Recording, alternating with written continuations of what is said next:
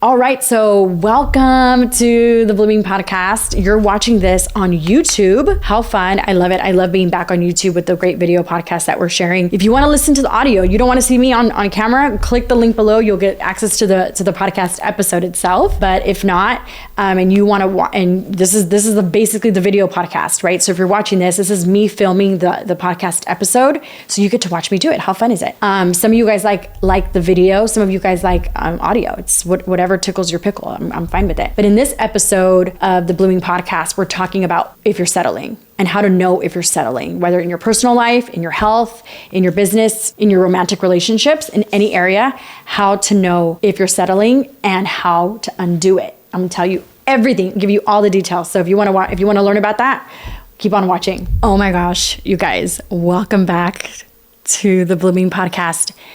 It is mid-March 2023 if you're listening to this present moment or in the future, but I am so glad to be back with a new podcast episode.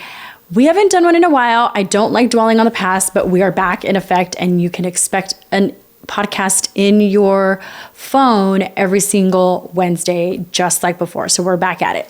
So this week's podcast episode, I don't even know what we're naming it. I think what we're going to be naming it is, are you settling? And that's the big question that we're going to be talking about today. So when we talk about settling, there's so many ways that you can think about it. This applies in your personal life. This applies in your business. More oftentimes, well, not even more oftentimes than not. It applies in both, in your personal life and in your business. Are you settling for less with your clients, like not working with the clients that you want to work with? Are you settling for a wrong partner, settling for the wrong city, for the wrong job, for the wrong income, the wrong health, body weight, all the things.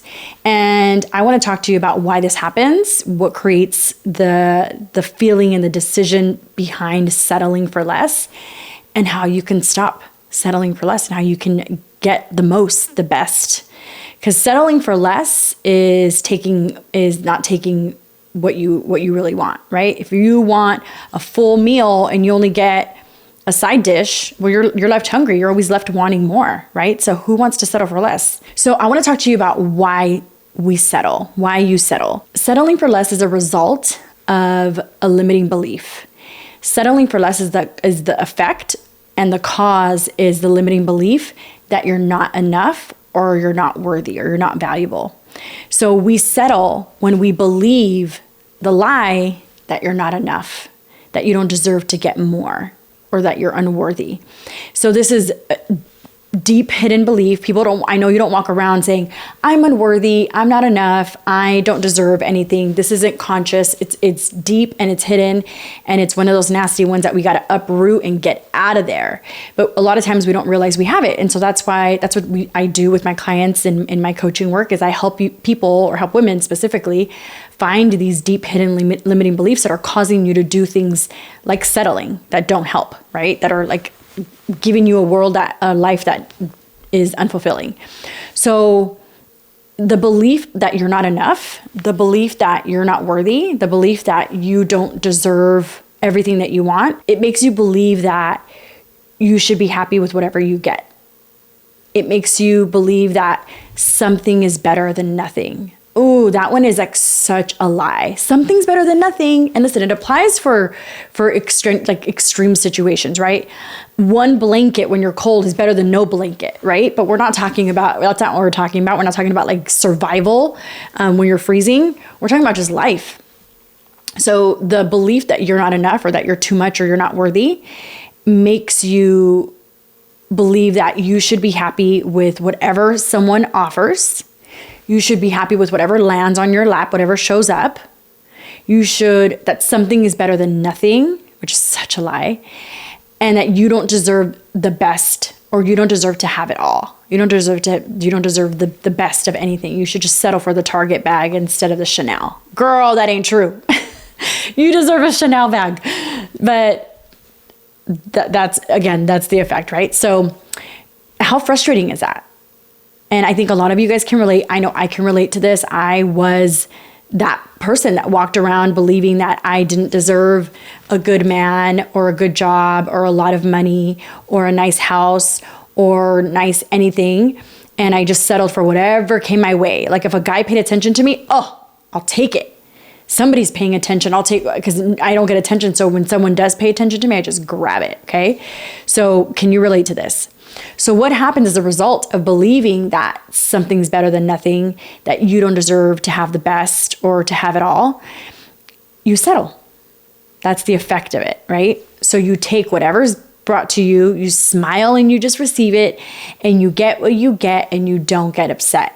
You guys, these legacy sayings, these burdens, these like little phrases, we don't realize when you say those over and over or you hear them over and over, they become your belief systems. They become the foundation of who you are.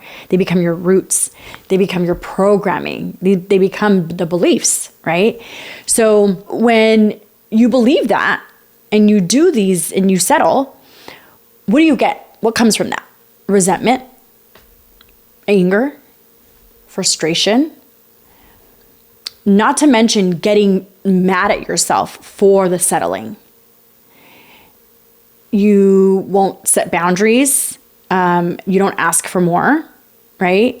Which makes you feel even worse, more frustrated, more angry, more resentful, more sad, more shameful. And then you're mad at yourself and you're mad at the world. You're mad at the people that gave you less, but you received it. You're the one who accepted it, right? So it creates this like anger within yourself and this anger at other people, which then further confirms the belief that you're not enough. Why? Because people don't give you anything. See, look, I don't ever get what I want. The world is not like, I just don't deserve it then. I never get it. So, which further makes you feel like you're not enough. And then it becomes this vicious cycle over and over and over, right? It further, it pushes that subconscious belief that you're not enough, or that you're not worthy, or that you're not lovable, or that you're not valuable. It's always something in that theme, right? But again, it's so not true. And I want you to consider that, what this creates. I want you to consider that you may be living with this belief that you maybe just didn't know. Because think about the area of your life where you're settling. Are you settling for a neighborhood that you don't want to live in? Are you settling for a car you don't want to drive, for a house you don't want to live in, or an apartment you don't want to live in, for a partner that you know isn't healthy, for a job or a career that you don't want, for the amount of money that you're making, for friendships that aren't healthy, for relationships that aren't healthy? Are you settling for not keeping yourself accountable and not doing the things that you want to do for yourself? Are you settling in your own mind, right? Your own decision making? Do you tell yourself that you need to settle? And so how do we stop doing that? How do we stop settling? Maybe you might be thinking, oh my gosh, that's me. Yeah, I've been settling at a career that I don't want. And I want something bigger. I want to be self-employed, and I have this job and I don't like it. I want to be maybe you're a 9-to-5 and you want to be the manager, or you want to be the supervisor, or you want to be the executive in the company, but you're just settling for, I should be happy with this. And so many of these things, guys, come from our culture and our family and our community, our religion sometimes, society itself, right? When we didn't have a lot growing up, let's say your parents were immigrants like mine. This is such a theme that I constantly talk about, but it is my reality. This may not be yours, but maybe you came from a family that didn't have a lot. And now this, in 2023, 2024, whenever you're listening to this, you have a lot more than your family and your parents had, or than you had when you were younger. And so you might tell yourself, well, I shouldn't be complaining because I used to have it really bad. And this is better. It could be better, but is it better than bad? And but you're still settling to a certain extent, right? So you can tell yourself, you can have that voice, you can have your mom or your dad's voice in your head saying, you guys, when I walked 5 miles in the snow to go to school, you had it a lot better. My parents lived in Mexico in a rancho, and they ate beans and rice every day. Sometimes they went without any food, right? And so you should be happy that at least you're on welfare. You should be happy that at least you work, at Target or whatever. But maybe you want more. And there's another part of you that genuinely desires that you want more. But you're just like, you hear that legacy burden or that voice of your past, your parents, your family, your friends, whoever, saying that you should just be happy with it, right? And a lot of these are just beliefs from our parents, because for them, this is so much, and this is a huge advancement for them, right? They're like, we live in an apartment in the rural city or in a city, and we live in America. Like, this is great. I used to live in Mexico and like on a ranch with like no running water and electricity. So for them, this is great, and they're really grateful. But for you, this is your norm, and you aspire for more, right? So just notice that. So how do we stop doing this? One, you have to get clear that you do want more. You have to make that admission, and you have to say and just notice that there's a part of me that desires more. And that's the first step, is just getting clear. So, but what the next step would be, what is it that you want? What is more? What does more look like? Yeah, I want a promotion. I want a degree. I want my own business. I want a really healthy, supportive, masculine man. I want a healthy body. I want to lose 100 pounds, right? I want to be a smaller size. I want to make $100,000 a year. I want to get out of my business and hire staff so that I can work less now. Now I've created a great foundation. Now I want to work less and be with my family more. I know that's where I'm at right now. So get clear. What is it that you want? I want to move to Bali. I want to move to freaking Thailand. You just want to move. You want to live in a different state. Get really clear on what it is that you want. Because first you got to know where you're at now, and then you got to know where you're going, right? So that's the first one. The next thing I want you to consider is you get who you are, right? If that be, do, have, another way of saying it is whoever you are is what you get, right? If you think you're abundant and smart and rich and successful, and your values, like you really truly believe that, then you're going to do the things that a successful, smart, confident person does, and you're going to have the things that a smart, confident, successful person has, right? So you're going to do those things, and then you're going to have it. So who you are is what you get, basically, too. So I want you to consider what traits, like let's say we're talking about a partner, let's get specific. Let's talk about, like, you want a really great partner. And that's the thing that you say you've been settling. You've been settling for a partner that isn't healthy. They lie, they cheat, they don't treat you well at all. Maybe it's not that big of an extreme, but you just know in your heart, like, this isn't the person for me. I chose this person from a really wounded, unclear place, and I know this isn't the person for me, but let me get clear on what I want. So you have to get clear on what it is, what kind of a man you want. Let's say you're a woman. I'm sure men listen to this podcast. I hope they do. So let's say you're a woman thinking about wanting a man. And I'm just speaking from a heterosexual woman, because that's who I am.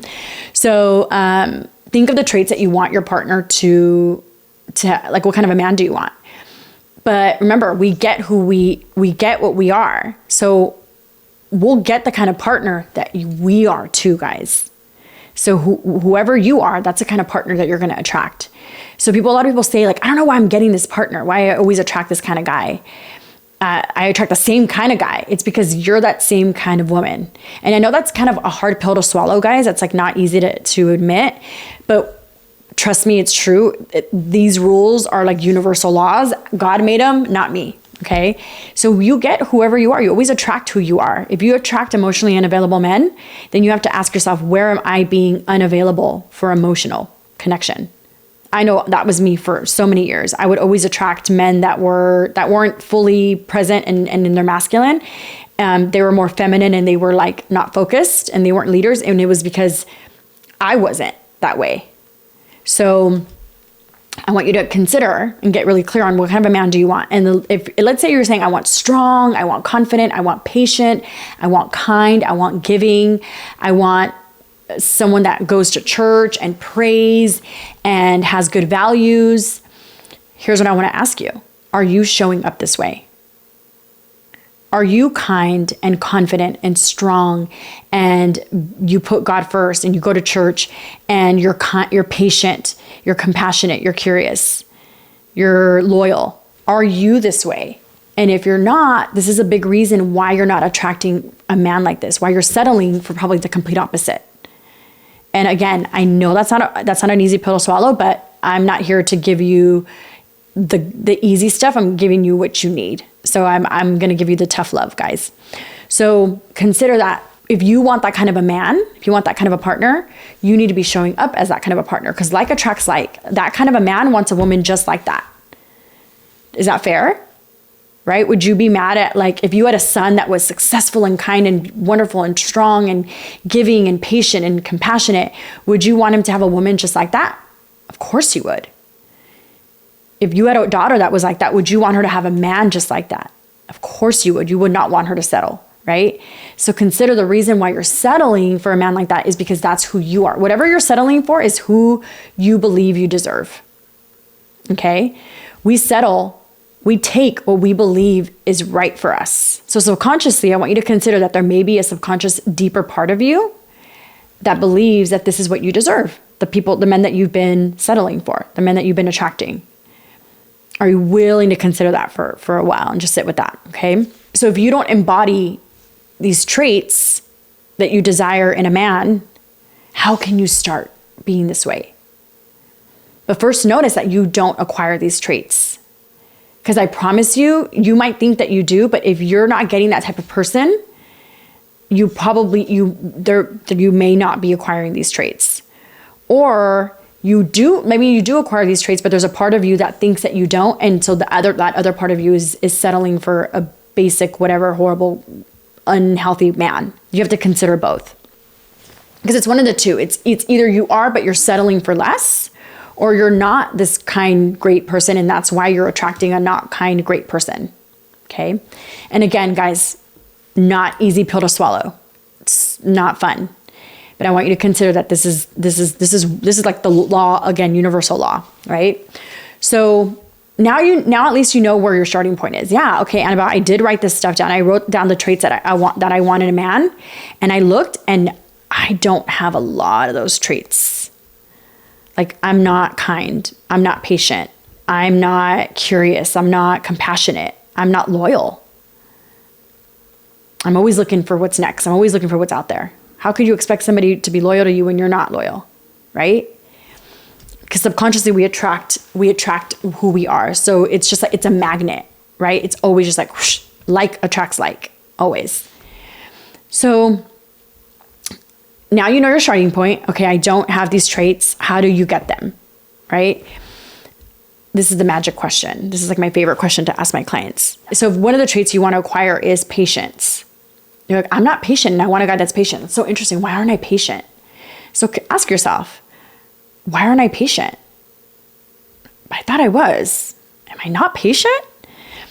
This is where your work is. This is where you actually this is a part of you that isn't aligned, that you think, maybe you think you are, but you're probably not. Let's say you want a guy that's spontaneous too, right? I want someone that's kind and spontaneous, but I'm not kind and I'm not spontaneous.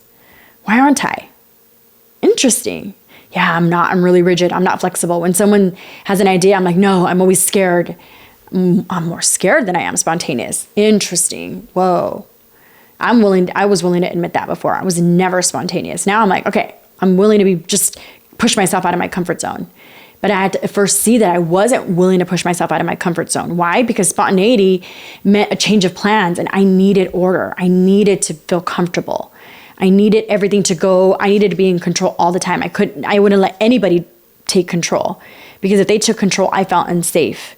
And control is what I needed when I was a kid. I needed that stability because I didn't have a lot of stability. There was so much change. Now as an adult woman, I always wanted to be in control because I needed that stability that I didn't have as a kid. So, but now it was like over stability, it was over control, and it was causing me to not have the experiences that I wanted. I wasn't like just like being fun and being flexible and being adaptive, right? I was really, really rigid. But I want a guy like that. But let's say he's spontaneous and he's like, babe, let's go do this. And I'm like, no, we can't do it. We're going to die. Something bad's going to happen. I have work tomorrow. Well, let's just live a little bit, right? So just notice and ask yourself, consider like, I want to be spontaneous. Ask yourself, I want to be spontaneous. But if I am, notice what you're worried might happen if you're spontaneous. A lot of the things that I just mentioned, right? Like, oh, I won't be in control. Maybe something bad's going to happen.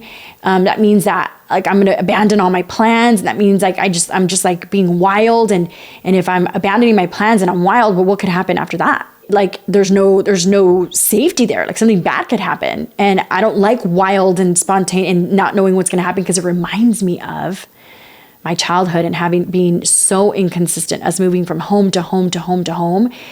A lot of change, a lot of spontaneity, a lot of like just going by the seat of our pants. It freaks me out. I don't like it now as an adult, because it reminds me of when I was a kid, always moving from city to city, home to home, school to school. I want to be spontaneous, but it feels like that it reminds me too much of the constant inconsistency and change. That's what's making you not be spontaneous. So in other words, I'm not spontaneous because I want to be in control, because I never want to feel the way I felt as a kid.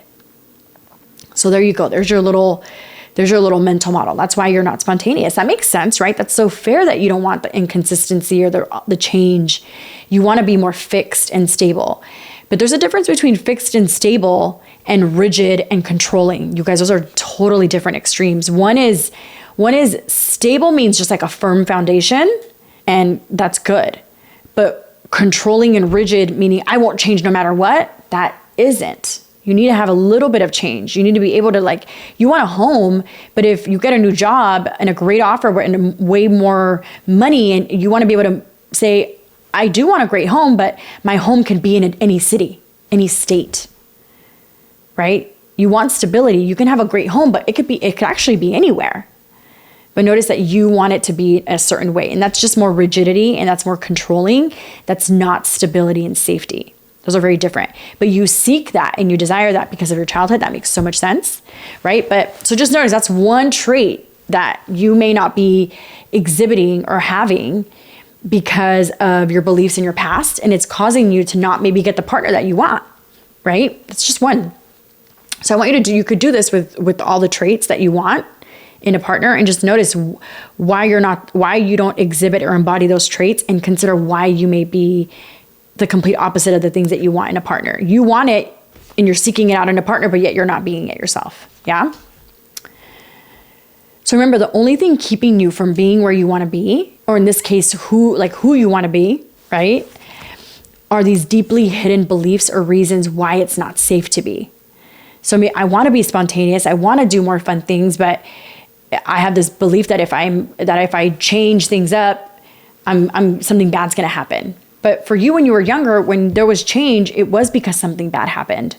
So now you're correlating your past with today, but they're both really different contexts. So consider that your desire for spontaneity has nothing to do with your past and the change. Spontaneity is change, but it's just like, it's changing the plans just for a moment. And then you can go back to your normal plans as scheduled. But some days you can have some spontaneity, right? You can change it up a little bit. So the only thing keeping you from being spontaneous is that. Let's think about the patience part, right? Why aren't you patient? You might get a very interesting answer when you ask that. I want to be patient with people, with my boyfriend, with a boyfriend that I have. But if I am patient, what's going to happen if you're just really patient?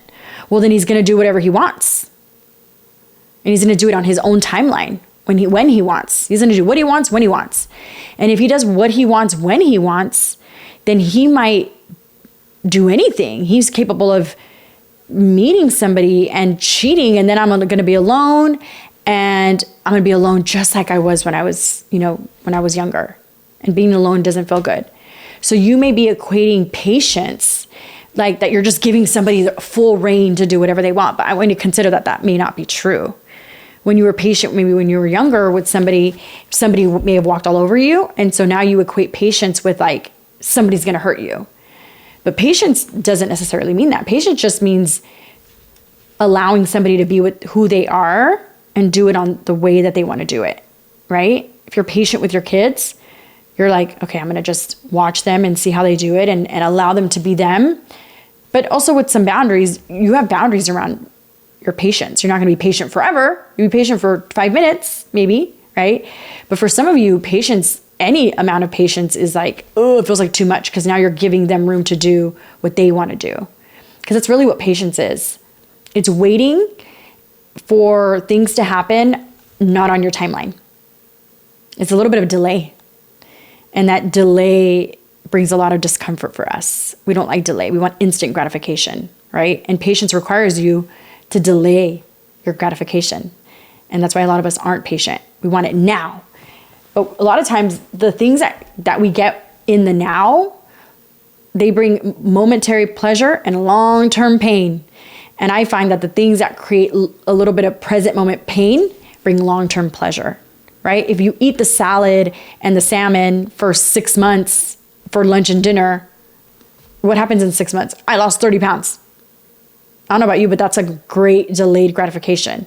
But if you eat the fast food today and you're always like, what's good right now? What's momentary pleasure? That for 6 months means 30 more pounds on you. I don't know. I don't want that. Would you want 30 more pounds? Nope. So it's just about asking the right questions. I want patience, but why am I not patient? And most of us don't stop to listen to ourselves. And it's really about connecting to yourself and asking yourself these questions and getting really curious about what comes up when you listen. And this is just self-introspection. In Bloom, we call it self-connection. It's the self-connection framework. If you were to join Bloom, you'll learn all about it. But more than anything, what self-connection is just asking yourself the right questions and allowing yourself to answer them and hearing what a part of you has to say. You get a lot of great information. Let me tell you, the women that in Bloom, when they do this work, they're like, I learned so much about myself that I didn't even know. But all we have to do is ask the right questions instead of just like talking to ourselves. We have to listen to ourselves and ask questions where we can listen and answer, right? Maybe something that you want is $10,000. I want to make $10,000 a month. You've been settling for a job where you only make $2,000. And you're like, I really want a career that I make way more money. I've been settling for a job with less money. I want to make $10,000 a month. But if I do, maybe that's a job that requires a lot of responsibility and a lot of effort and a lot of time. And if I have a job that requires a lot of time and effort and responsibility, well, maybe it means that I won't be there for my kids or my husband. And if I'm not there for my kids and my husband, they're going to feel neglected and they're not going to feel loved by me. And they're not going to survive maybe without me. Maybe it's that far, right? Maybe you think that if you're working, you're going to abandon everybody. And if they're not going to survive without you, what could happen there? Well, my kids are going to run amok and they're going to eat whatever. My husband's going to be left alone. He might do something bad. He might cheat. He may not know how to take care of them. My babies aren't going to have me there. And they might turn out to be unhealthy, bad adults because I'm not there. I'm working too much. I'm too money hungry, let's say. And that means I'm a bad mom if they turn out to be bad adults. And I don't want to be a bad mom because I had a bad mom and that sucked. I hated not having a mom that was present and loving and there. So I'm not going to make $10,000 a month. So let me just settle for $2,000. But I'll tell you, the same amount of effort that it takes to make $2,000 a month, you can make $10,000. I've done it. And it's just about figuring out the right kind of job that allows you to still be home with your babies. Because I'll tell you, I make a couple times more than $10,000 a month. And I pick up my kids from school every day. I make them breakfast every morning that I have them. I'm a single mom, right? So and I share 50-50 custody with my ex. And I have them 50% of the time. So with the days that I have my girls, I make them breakfast. I have great, beautiful, slow mornings with them. I make their lunch. I get them ready. I pick them up from school every day. They take showers or baths. Like I cook them dinner every day. We have the best time. I'm such a present mom because I've created a career where I work only at the times that they're in school. But when they're out, no more work. And believe me, I was the opposite before, guys. I will attest to this. I was a mom that worked 24/7, neglected my kids. Even in the beginning of me being a coach, I wasn't present all the time. I was like in my head and my mind was always work focused. And I had to do that for a season, and it was necessary for a season. But once I set a really good foundation and I built a business that could sustain, and I built systems and everything that I'm making a lot of money and I work less. Well, now I built a really good foundation. I'm so present with my children. So I did it for a little while. I did have to quote unquote neglect them for a little bit, right? I was always present. I was there, but I wasn't I was physically present, maybe not mentally and emotionally, unfortunately, but I'm making up for it now. because I had to do that because I was divorced, new single mom with 3 daughters. I had to put in that work. So at first there was a season of a lot of work, but then I was able to make a lot of money and work less. So there's a way to do it, guys. There's lots of people that you probably know, or if you don't know them personally, I'm one. Now you know me. You hear me on the podcast. I'm somebody that you know that works only when I don't have my babies. And when they're home, when they're with me, I am so present. I pick them up from school. I'm able to be the most kind, loving mom and still make a lot of money. So there is a way to do it. So I want you to consider that it's not true. And if it's not true for me, if it's true for me, it's true for you. You can have it too. The only thing keeping you from it is believing that you can have it, because you can have it. And I know lots of other coaches that live the same lifestyle as me. So it's possible for you. And I just want you to think that, or consider that the only reason you don't have it is maybe your belief that you can't. And then I want you to, there's another question you can ask yourself. I want to have a job where I work less, make more, and I'm always there for my kids. And just see, maybe there's a limiting belief there that makes you think that you can't have it. Because you don't have to settle. I promise you can have whatever you want if you're doing it from a very healthy, regulated, loving place, not from a place of fear, not letting your past drive your decisions today, right? Because most of what makes you settle is the belief that you don't deserve to have more, and you can have it all. You can have a great husband, beautiful kids, thin body, lots of money, beautiful home. You just have to decide that you deserve it. And when you believe that you deserve it, your actions will follow, and then you will have it. So I hope this is a nice short and sweet episode, but I hope you can consider that there might be a part of you that if you are settling, I want you to ask yourself those questions. The show notes will have this question, so you can kind of go down the line, right? I want to do this, but if I want to have a great emotionally available man, but if I do have it, and that this is just the question that I teach my clients in Bloom, where this is all the work that we do in Bloom. We're always looking at the things that we want and why we don't have it, the things that we do have that aren't healthy, and why it is that we're doing it. And all the work that we do in Bloom is always to find out the limiting belief that's creating that behavior, having the things that you want and having the life that you want. It's always a limiting belief. There's always just some type of block. Everything is in your reach. The only reason you don't have it is because you believe that you can't have it. And it stems from this deeper belief that you're not worthy.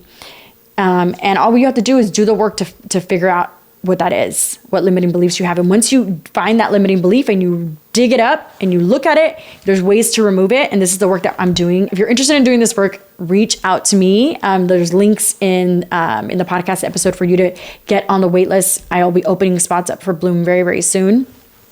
And on that page, you can read the testimonials of a lot of the women that are doing this work and how they've been able to find good partners, leave the unhealthy partners, lose the weight, start the business, make the money, become stay-at-home moms, quit the job, get the promotion, all these things. You can have it, but it's really about anything that you want. It's in arm's reach. The only reason you don't have it is because of the belief inside of you that makes you think that you don't deserve it, and you do deserve it. You're beautiful, you're worthy, you're valuable. And the only reason you don't have it is because you have this limiting belief. So it's about finding it. And that's all we do in Bloom. Literally, the program is all about, I help women find these deep, hidden limiting beliefs so that they can remove them, so that they can get the life that they want and finally have it, right? So if you're interested in doing this work, this is my invitation to you to join the wait list so that you can join Bloom and do the work so you can finally have it. So if some of this feels very true for you, if you're feeling like, yeah, Anabell, I've been settling in every area, my weight, my health, my finances, my career, my relationships, my parenting, everything. I've just been settling for the basic minimum, and I don't want that anymore. I know I deserve it. And there's a part of you that's calling for more. Bloom is the program for you. I'm here to invite you. So click on the link in the show notes if you're interested in joining Bloom. If we're opening spots, if you're listening to this and spots are available, then when you click that link, it'll take you to either to book a clarity call, or it'll send you to a wait list, or it'll send you to another way to get to work with me. Because you might be listening to this at a place where eventually, like we're in March 2023 when I'm filming this right now. And right now, the way to work with me is to book a clarity call. But I'm in the process of, and I'm going to be sharing this in one of the next episodes, I'm creating more of an automated sales system so that you aren't going to have a clarity call with me live. You're going to basically do like a digital clarity call with me. And when you watch that, you'll be able to work with me. So that'll be in the works. It'll be coming very soon. Hopefully that'll be done and completed by May 2023 or April 2023. So depending on when you're listening to this, there is going to be a different way to work with me, either a clarity call or that training, okay? Or the wait list. So either one. Right now, I know for March, there's a wait list, and then I'll be opening spots for clarity calls. So if this feels like you, if you know you're settling and you want more, all you have to do is get rid of those deep limiting beliefs so you can press on the gas towards that destination of all the things that you want. This is my invitation to work with me. And if you liked this video, I hope you did, you can watch another video just like this down below. I have a list, and you can check the playlist here on my YouTube channel. And if you liked it, please click the like button and subscribe, because I put out videos like this every single Wednesday to the video here on YouTube of my podcast, Blooming. And also, if you want to hear the audio version, you can click below and you could subscribe to the Blooming podcast and listen to it in your earbuds instead of on video. All right. See you soon.